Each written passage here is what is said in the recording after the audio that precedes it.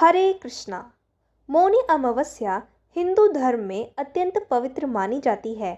यह पर्व विशेष रूप से माघ मास की अमावस्या को मनाया जाता है और इसका संबंध मौन, तपस्या, स्नान और दान से है। पुराणों में मौनी अमावस्या से संबंधित एक कथा प्राप्त होती है। पुराणों के अनुसार कांचीपुरी में एक ब्राह्मण रहता था। उसका नाम था देवस्वामी तथा उसकी पत्नी का नाम धनवती था। उसके 7 पुत्र और 1 पुत्री थी। पुत्री का नाम गुणवती था। ब्राह्मण ने 7 पुत्रों को विवाह करके बेटी के लिए वर खोजने अपने सबसे बड़े पुत्र को भेजा। उसी दौरान किसी पंडित ने पुत्री की जन्म कुंडली देखी और बताया, सप्तपदी यानी विवाह के 7 वचन होते होते यह कन्या विधवा हो जाएगी। तब उस ब्राह्मण ने पंडित से पूछा, पुत्री के इस वैधव्य दोष का निवारण कैसे होगा? पंडित ने कहा, सोमा का पूजन करने से वैधव्य दोष दूर होता है। फिर सोमा का परिचय देते हुए उसने बताया, वह एक धोबिन है। उसका निवास स्थल सिंघल द्वीप है। उसे जैसे तैसे प्रसन्न करो और गुणवती के विवाह से पूर्व उसे यहाँ बुला लो। तब देवस्वामी का सबसे छोटा लड़का बहन को अपने साथ लेकर सिंघल द्वीप जाने के लिए सागर तट पर चला गया। सागर पार करने की चिंता में दोनों एक वृक्ष की छाया में बैठ गए। उस पेड़ पर एक घोंसले में गिद्ध का परिवार रहता था। उस समय घोंसले में सिर्फ गिद्ध के बच्चे थे। गिद्ध के बच्चे भाई बहन के क्रियाकल्पों को देख रहे थे। सायंकाल के समय गिद्ध के बच्चों की माँ आई तो उन्होंने भोजन नहीं किया। वह अपनी माँ से बोले, नीचे 2 प्राणी सुबह से भूखे प्यासे बैठे हैं। जब तक वे कुछ नहीं खा लेते तब तक हम भी कुछ नहीं खाएंगे। तब दया और ममता की वशीभूत गिद्ध माता उनके पास आई और बोली, मैंने आपकी इच्छाओं को जान लिया है।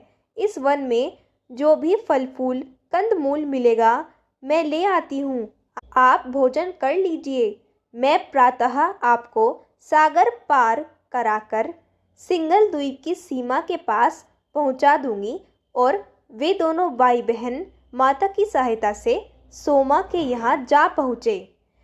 वे नित्य प्रातः उठकर सोमा का घर झाड़ कर लीप देते थे।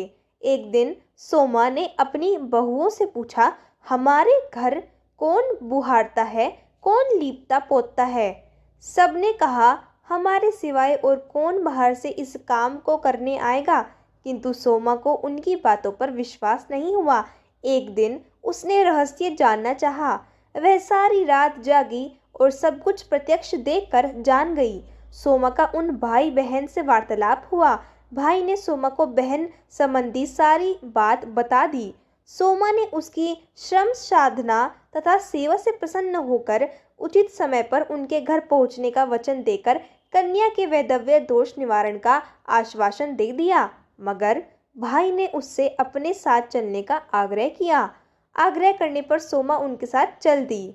चलते समय सोमा ने बहुओं से कहा, मेरी अनुपस्थिति में यदि किसी का देहांत हो जाए तो उसके शरीर को नष्ट मत करना, मेरा इंतज़ार करना।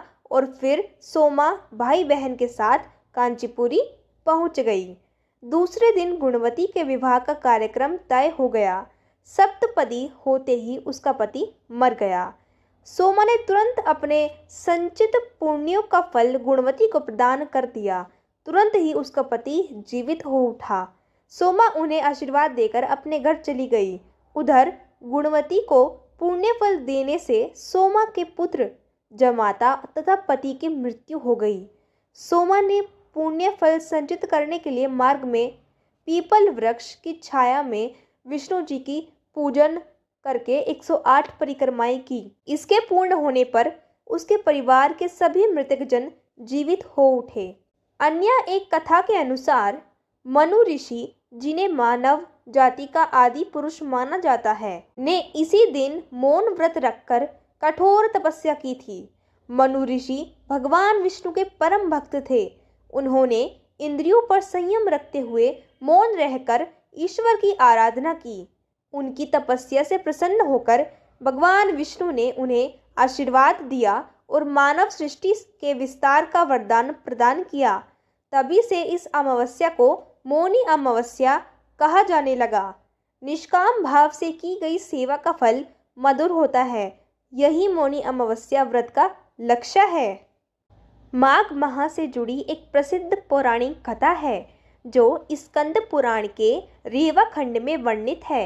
यह कथा ब्राह्मण शुभ व्रत के कल्याण प्राप्ति की है। माघ स्नान की कथा में उल्लेख में आया है कि प्राचीन काल में नर्मदा तट पर शुभ व्रत नामक ब्राह्मण निवास करते थे। वे सभी वेद शास्त्रों के अच्छे ज्ञाता थे, किंतु उनका स्वभाव धन संग्रह करने का अधिक था।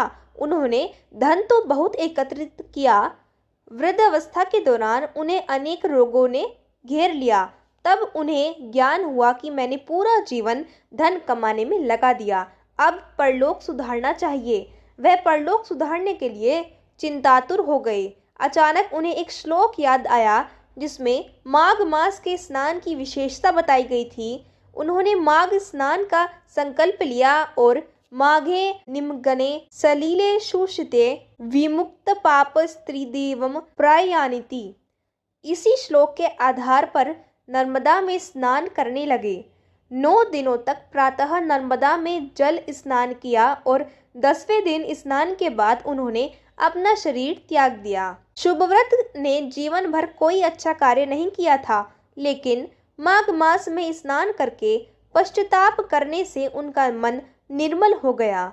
माघ मास के स्नान करने से उन्हें स्वर्ग की प्राप्ति हुई। इस तरह जीवन के अंतिम क्षणों में उनका कल्याण हो गया और उनका परलोक सुधर गया। माघ स्नान दान और भक्ति से जुड़ी यह विशेष समयावधि आध्यात्मिक शांति और समृद्धि लाती है।